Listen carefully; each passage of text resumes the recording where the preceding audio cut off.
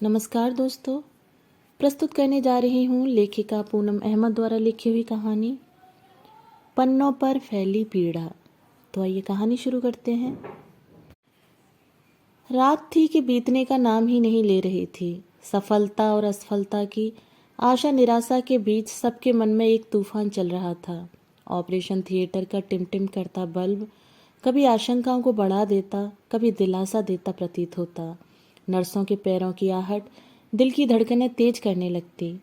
नवीन बेचैनी से इधर से उधर टहल रहा था। हॉस्पिटल के स्थल पर सन्नाटा था। नवीन कुछ गंभीर मरीजों के रिश्तेदारों के उदास चेहरों पर नजर दौड़ाता, फिर सामने बैठी अपनी माँ को ध्यान से देखता और अंदाजा लगाता कि क्या माँ वास्तव में परेशान है। अंदर आईसीयू में नवीन की पत्नी सुजाता जीवन और मृत्यु के बीच संघर्ष कर रही थी। नवीन पूरे यकीन के साथ सोच रहा था कि अभी डॉक्टर आकर कहेगा सुजाता ठीक है। कल कितनी चोटें आई थी सुजाता को। नवीन, सुजाता और उनके दोनों बच्चे दिव्यांशु और दिव्या पिकनिक से लौट रहे थे। कार नवीन ही चला रहा था। सामने से आ रहे ट्रक ने सुजाता की तरफ की खिड़की में जोरदार टक्कर मारी। नवीन और पीछे बैठे बच्चे तो बच गए, लेकिन सुजाता को गंभीर चोटें आईं। उसका सिर भी फट गया था। कार भी बुरी तरह क्षतिग्रस्त हो गई थी। नवीन किसी से लिफ्ट लेकर घायल सुजाता और बच्चों को लेकर यहाँ पहुँच गया। नवीन ने फोन पर अपने दोनों भाइयों विनय और नीरज को खबर दे दी थी। वे उसके यहाँ पहुँचने से पहले ही माँ के साथ पहुँच चुके थे। विनय की यहाँ कुछ डॉक्टरों से जान पहचान थी, इसलिए इलाज शुरू करने में कोई दिक्कत नहीं आई थी। नवीन ने सुजाता के लिए अपने दोनों भाइयों की बेचैनी भी देखी। उसे लगा बस माँ को ही इतने सालों में सुजाता से लगाव नहीं हो पाया। वह अपनी जीवन संगिनी को याद करते हुए थका सा जैसे ही कुर्सी पर बैठा तो लगा जैसे सुजाता उसके सामने मुस्कुराती हुई साकार खड़ी हो गई है। झट से आंखें बंद कर ली ताकि कहीं उसका चेहरा आंखों के आगे से गायब ना हो जाए।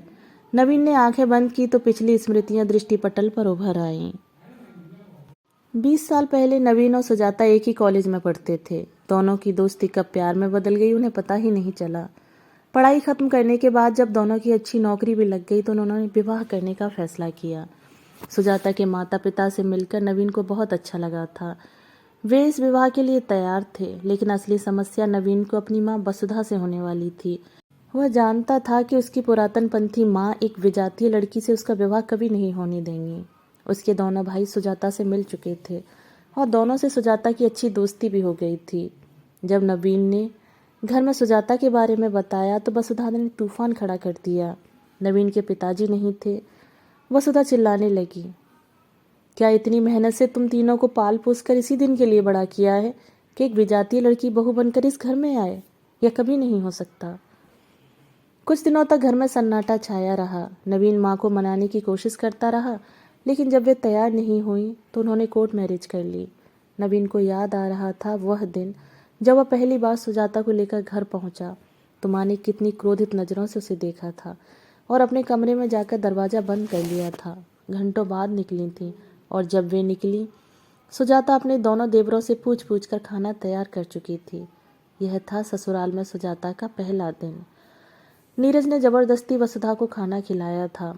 नवीन मूक दर्शक बना रहा था।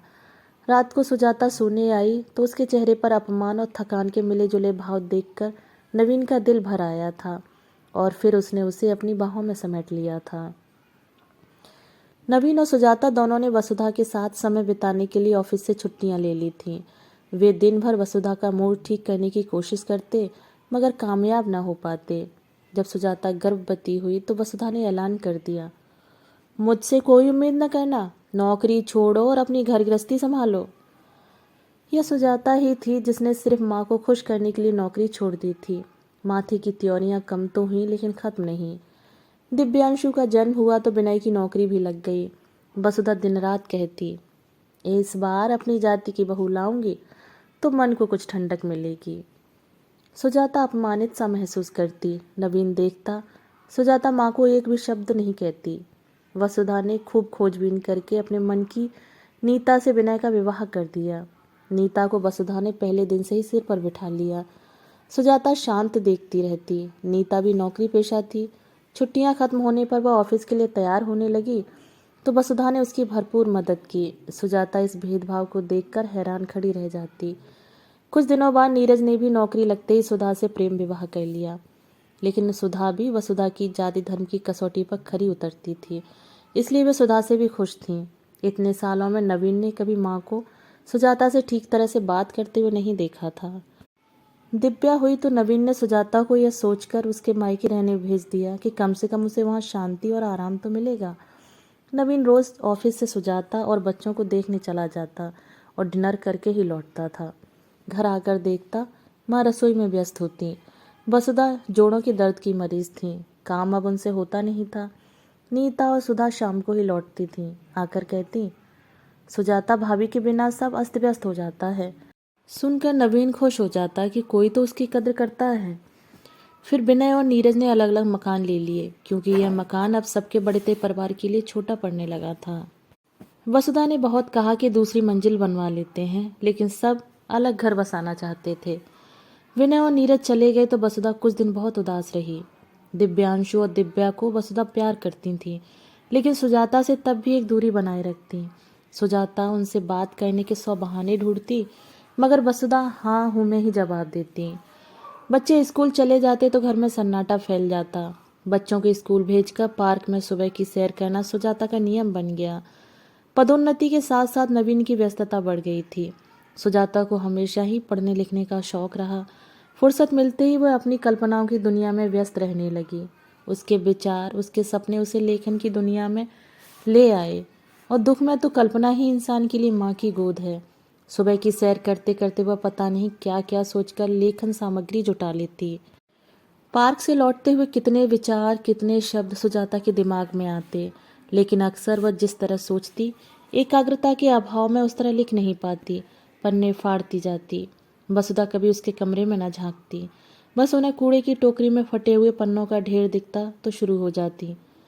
पता नहीं क्या बकवास किस्म का काम करती रहती है, बस पन्ने फाड़ती रहती है, कोई ढंग का काम तो आता नहीं। सुजाता कोई तर्क नहीं दे पाती, मगर उसका लेखन कार्य चलता रहा। अब सुजाता ने गंभीरता से लिखना शुरू कर दिया था। इस समय उसके सामने था सालों से मिलता आ रहा वसुधा से तानों का सिलसिला, अविश्वास और टूटता हौसला, क्योंकि वह खेद सहित रचनाओं के लौटने का दौर था। लौटी हुई कहानी उसे बेचैन कर देती। उसकी लौटी हुई रचनाओं को देखकर वसुधा के ताने बढ़ जाते। समय भी खराब किया, और लो अब रख लो अपने पास, लिखने में नहीं बच्चों की पढ़ाई पर ध्यान दो। सुजाता को रोना आ जाता। सोचती अब वह नहीं लिखेगी। तभी दिल कहता कि ना घबराना है, ना हारना है, मेहनत का फल जरूर मिलता है। और वह फिर लिखने बैठ जाती। धीरे धीरे उसकी कहानियां छपने लगीं। सुजाता को नवीन का पूरा सहयोग था। वह लिख रही होती तो कभी नवीन उसे डिस्टर्ब नहीं करता। बच्चे भी शांति से अपना काम करते रहते। अब सुजाता को नाम, यश, महत्व, पैसा मिलने लगा। उसे कुछ पुरस्कार भी मिले। वह वसुधा के पैर छूती तो वह तुनक कर चली जाती। सुजाता अपने शहर के लिए सम्मानित हस्ती हो चुकी थी। उसे कई शैक्षणिक, सांस्कृतिक समारोहों में विशेष अतिथि की हैसियत से बुलाया जाने लगा। वसुधा की सहेलियां, पड़ोसिनें सब उनसे सुजाता के गुणों की वाहवाह करती। नवीन जी, आपकी पत्नी अब खतरे से बाहर है। डॉक्टर की आवाज़ नवीन को वर्तमान में खींच लाई। वह खड़ा हो गया। कैसी है सुजाता? चोटें बहुत हैं, बहुत ध्यान रखना पड़ेगा। थोड़ी देर में उन्हें होश आ जाएगा, तब आप चाहें तो उनसे मिल सकते हैं। माँ के साथ सुजाता को देखने नवीन आईसीयू में गया। सुजाता भी बेहोश थी। नवीन ने थोड़ी देर बाद माँ से कहा, माँ आप थक गई होंगी, घर जाकर थोड़ा आराम कर लो। बाद में जब नीरज घर आए तो उसके साथ आ जाना। वसुधा घर आ गई। नहाने के बाद सबके लिए खाना बनाया। बच्चे नीता के पास थे। वे सब हॉस्पिटल आ गए। विनय और नीरज तो नवीन के पास ही थे। सारा काम हो गया तो वसुधा को खाली घर काटने को दौड़ने लगा। पहले वे इधर उधर देखती घूमती रहीं। फिर पता नहीं उनके मन में क्या आया कि ऊपर सुजाता के कमरे की सीढ़ियाँ चढ़ने लगीं। साफ सुथरे कमरे में एक और सुजाता के पढ़ने लिखने की मेज पर रखे सामान को भी ध्यान से देखने लगीं। अब तक प्रकाशित 2 कहानी संग्रह, 4 उपन्यास और बहुत सारे लेख जैसे सुजाता के अस्तित्व का बखान कर रहे थे। सुजाता की डायरी के पन्ने पलटे तो बेड पर बैठकर पढ़ती चली गईं। एक जगह लिखा था, माँ जी के साथ 2 बातें करने के लिए तरस जाती हूँ मैं। कोमल, कांतिमय, देय, यष्टि, माँ जी के माथे पर चंदन का टीका बहुत अच्छा लगता है मुझे। मम्मी पापा तो अब रहे नहीं, मन करता है माँ जी की गोद में सिर रखकर लेट जाऊं और वे मेरे सिर पर अपना हाथ रख दें। क्या ऐसा कभी होगा? एक पन्ने पर लिखा था। आज फिर कहानी वापस आ गई। नवीन और बच्चे तो व्यस्त रहते हैं। काश मैं माँ जी से अपने मन की उधेड़ बुन बांट पाती। माँ जी इस समय मेरे खत्म हो चले नैतिक बल को सहारा देती। मुझे उनके स्नेह के 2 बोलों की ज़रूरत है, लेकिन मिल रहे हैं ताने। एक जगह लिखा था, अगर माँ जी समझ जाती कि लेखन थोड़ा कठिन और विचित्र होता है तो मेरे मन को थोड़ी शांति मिल जाती और मैं और अच्छा लिख पाती। आगे लिखा था, कभी कभी मेरा दिल माँ जी के व्यंग्य बाणों की चोट सह नहीं पाता। मैं घायल हो जाती हूँ। जी मैं आता है उनसे पूछूं, मेरा विजातीय होना क्यों खलता है कि मेरे द्वारा दिए गए आदर सम्मान व सेवा तक को नकार दिया जाता है। नवीन भी अपनी माँ के स्वभाव से दुखी हो जाते हैं, पर कुछ कह नहीं सकते। उनका कहना है कि माँ ने तीनों को बहुत मेहनत से पढ़ाया लिखाया है, बहुत संघर्ष किया है। पिताजी के बाद कहते हैं, माँ से कुछ नहीं कह सकता, बस तुम ही समझौता कर लो। मैं उनके स्वभाव पर सिर्फ शर्मिंदा हो सकता हूँ। अपमान की पीड़ा का अथाह सागर कभी कभी मेरे आंखों के रास्ते आंसू बनकर बह निकलता है। एक जगह लिखा था, मेरी एक भी कहानी माँ जी ने नहीं पढ़ी। कितना अच्छा होता जिस कहानी के लिए मुझे पहला पुरस्कार मिला वह माँ जी ने भी पढ़ी होती। वसुधा के स्वभाव से दुखी सुजाता के इतने सालों के मन की व्यथा जैसे पन्नों पर बिखरी पड़ी थी। वसुधा ने कुछ और पन्ने पलटे। लिखा था, हर त्योहार पर नीता और सुधा के साथ माँ जी का अलग व्यवहार होता है, मेरे साथ अलग। कई रस्मों में, कई आयोजनों में मैं कोने में खड़ी रह जाती हूँ आज भी। माँ की दृष्टि में तो क्षमा होती है और मन में वात्सल्य। पढ़ते पढ़ते वसुधा की आंखें झमाझम बरसने लगीं। उनका मन आत्मग्लानि से भर उठा। फिर सोचने लगी कि हम औरतें ही औरतों की दुश्मन क्यों बन जाती हैं। कैसे वे इतनी क्रूर और असंवेदनशील हो उठी।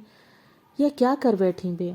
अपने बेटे बहू के जीवन में अशांति का कारण वे स्वयं बनी। नहीं, वे अपनी बहू की प्रतिभा को बिखरने नहीं देंगी। आज यह मुकदमा उनके मन की अदालत में आया और उन्हें फैसला सुनाना है। भूल जाएंगी वे जात पात को, याद रखेंगी सिर्फ अपनी होनहार बहू के गुणों और मधुर स्वभाव को।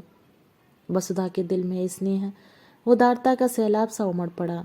बरसों से जमे जाति धर्म के भेदभाव का कुहासा स्नेह की गर्मी से छटने लगा।